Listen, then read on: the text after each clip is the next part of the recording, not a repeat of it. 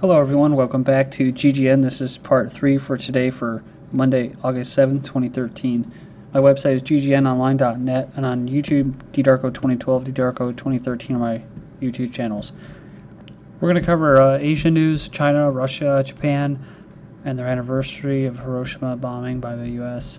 Also, we'll get into some martial law type stuff, police state news. In the second half, Obama calls off meeting with Putin.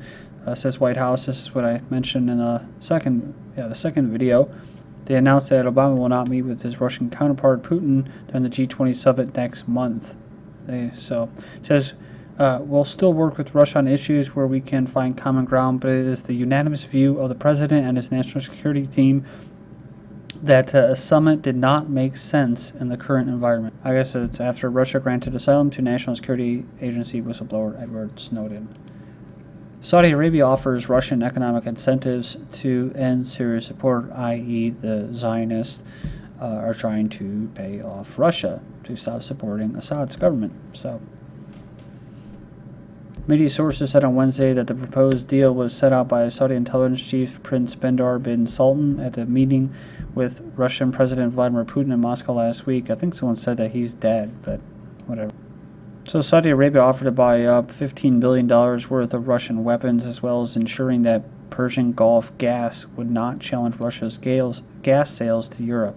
In return, Saudi Arabia wants Moscow to lessen its strong support for the Syrian government and agreed to not block any future UN Security Council resolutions on Syria. China and Russia military drill enters second phase. The China-Russia joint military drill in the Russian Ural Mountains region has entered its second phase as the two countries continue to strengthen military cooperation. China sent 88 heavy ground combat vehicles, including tanks, for a peace mission in 2013. Combat vehicles were transported across the 5,000-kilometer to the Trans-Siberia Railway. The exercise being held under the aegis of the Shanghai Cooperation Organization, or SCO, divided into 3 phases: troop deployment, battle planning, and simulated combat.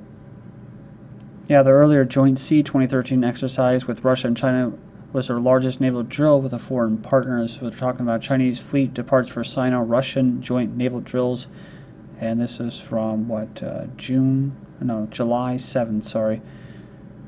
Yeah, and I believe actually when I like 2 or 3 years ago, I made a video where they actually have their own Russian Chinese naval fleet. Like not just a joint naval drill or whatever, the joint naval task force. Communist Party makes a comeback in Japan, they say. So the person that they're talking about, this Yoshiko Kairo, whatever, she was the first communist to win the 5-seat Tokyo constituency in 12 years, while another young Japanese Communist Party candidate won in Osaka, the party's first victory there in 15 years. Overall, the communists came in second to the ruling parties in terms of votes collected in Japan's 2 giant metropolises. So, Deputy Prime Minister caused, I guess, some controversy in some quarters this week when he appeared to suggest during a speech to a conservative think tank that the current controversy around the Constitution could have been avoided if Japan had changed it in secret, as was done in Nazi Germany, saying that when he was a kid, there was a lot of books in his house about pictures of war and atomic bombing. He used to worry that planes flying overhead might be carrying bombs. Said one day my mother told me that Japan can't have wars anymore because of the Constitution. I thought I was lucky to be born in this country, but now the Abe government wants to change the Constitution so that Japan can start wars again.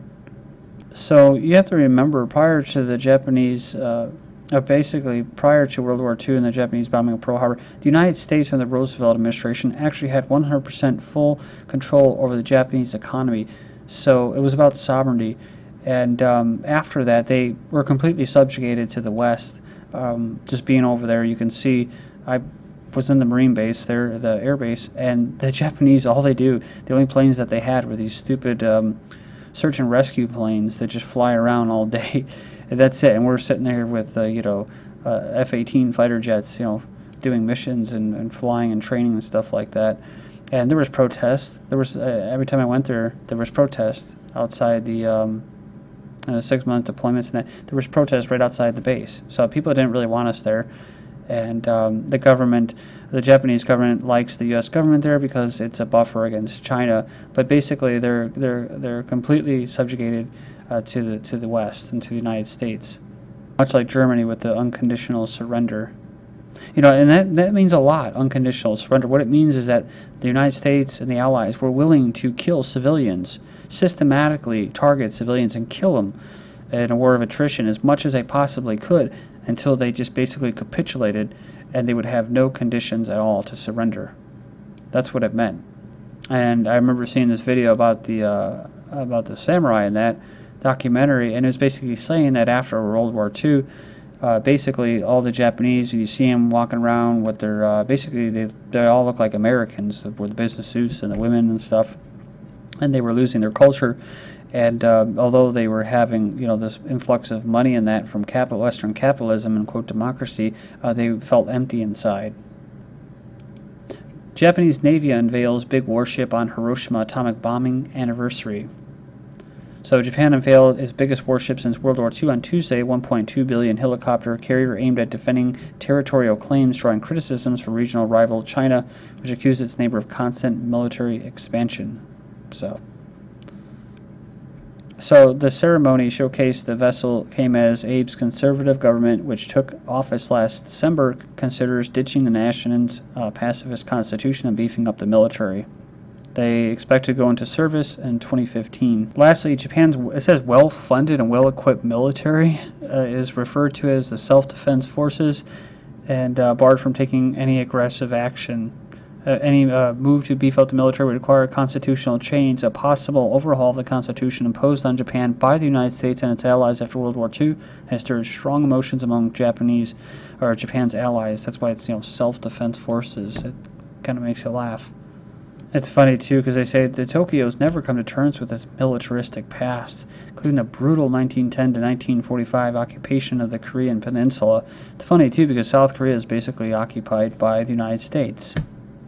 It's a proxy government down there. The Japanese Times, or Japan Times, U.S. fretting over Japan's desire to militarily strike enemy bases. They've expressed concern about Japan's desire to acquire the ability to attack enemy bases and an overhaul of its defense policies pursued by Prime Minister. You know, it also, I've mentioned this before, it could be the U.S. Using this government in Japan to basically keep China in check. Japan wants U.S. choppers grounded after crash. So, remains found near crash site. Japan is calling on Washington to stop flying its helicopters in the wake of yesterday's crash in Okinawa. It says we've asked the U.S. not to fly the same aircraft until they find out the cause of the accident and take preventative steps, says Defense Minister.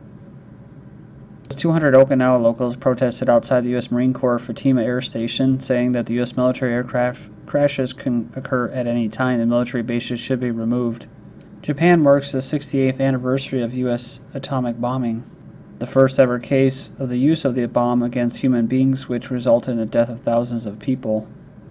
One commenter said the USA is the only country that used weapons of mass destruction twice, not to forget the firebombing of Dresden, which, with the help of the British Air Force in February 1945, that cost the lives of 150,000 defenseless German civilians, the only true Holocaust of World War II. Hiroshima and Nagasaki and the big historical lie. So, says his perceived wisdom throughout the Western world, especially in America, that the dropping of the bombs was necessary to end the war with Japan.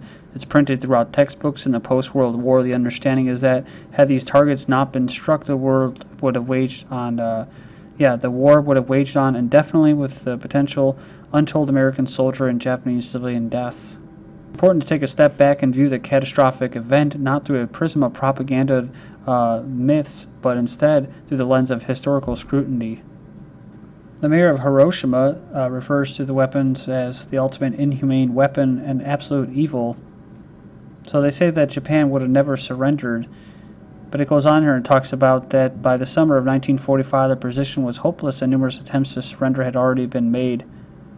Brigadier General Clark stated, "We brought them down to abject surrender through the accelerated sinking of their merchant marine and hunger alone, and when we did not need to do it, and we knew we didn't need to do it, and they knew that we didn't need to do it, we used them as an experiment for 2 atomic bombs." Then you have Truman, of course, who said that thousands of lives would be saved he knew before this Potsdam Conference, which began in July 1945, that the Japanese were making overtures to surrender, the only condition being the retention of the emperor. But Truman was determined to test the new bombs. In the words of General MacArthur, the war might have ended weeks earlier, he said, if the United States had agreed, as it later did anyway, to the retention of the institution of the emperor. In the event, the U.S. agreed to the terms of the Japanese surrender anyways, but not until they had tested their new weapons and caused deaths of hundreds of thousands of innocent civilians. Just like Germany, right? Admiral Leahy, the president's chief of staff, said the use of the barbarous weapon at Hiroshima and Nagasaki was of no material assistance in our war against Japan. They had already been defeated and ready to surrender. It was reiterated by Fleet Admiral Chester Nimitz, who said the Japanese had in fact already sued for peace. The atomic bomb played no divisive part from a purely military standpoint in the defeat of Japan. They also say another reason was Russia's entry into the Japanese war was a divisive factor in speeding its end. So, and there would have been, and it would have been, so even if no atomic bombs had been dropped. They said here that they, American leadership, the last thing they wanted was for Russia to receive equal spoils of war and emerge from the war as a superpower equal to the U.S. And lastly, that's what they say Stanley Kubrick was talking about in his movie Dr. Strangelove, or How I Learned to Stop Worrying and Love the Bomb.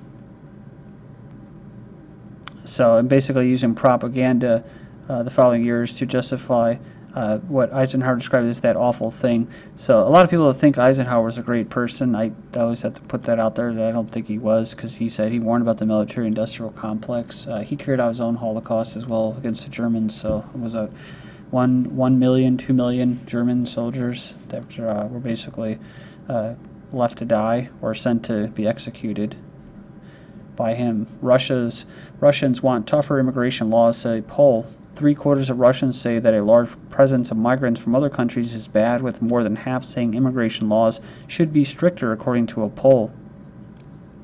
It increased to 74% from 68% 5 years ago. Moscow dismisses Western criticism of gay propaganda law. The senior Russian Foreign Ministry on Wednesday deflected Western criticism of the so-called anti-gay law, saying that the recently adopted legislation did not violate the rights of sexual minorities in the country, but was aimed at protecting minors. The quote was, "As to the criticism of our law banning homosexual propaganda, we have to reiterate that the criticism is absolutely invalid and groundless. It is an attempt to accuse us of violating international obligations that do not exist." Campaigners against the so-called anti-gay law have called for a boycott of the games in the Black Sea resort town and handed over 320,000 signature petition to the International Olympic Committee, urging it to condemn what they called barbaric legislation. The latest polls from the Russian Public Opinion Research Center, which you have to be a little skeptical of, but either way, show that 88% of Russians support the new law, while 54% believe that homosexuality should be altogether criminalized.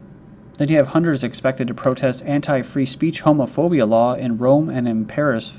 So they're holding demonstrations outside the Italian parliament to protest a bill that would criminalize homophobia and transphobia, something constitutional experts believe would shut down citizens' right to free speech, especially for Christians. So they call it the gag law, would prevent associations and free citizens from making reasoned opposition to civil measures relating to same-sex marriage and adoption of children by same-sex couples.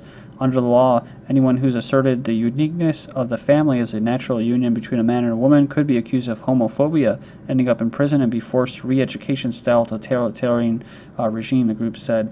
Of course, they have to put out the disclaimer, which is, we don't hate people that are homosexuals, and we don't,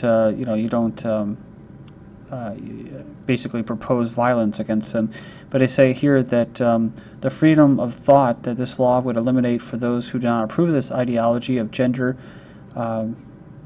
which does not take into account the right of the weakest people, children, to have a father and a mother, is an important right to them. There's a new service in France. A French woman rents out breasts for $130 a day, breastfeeding for gay male parents.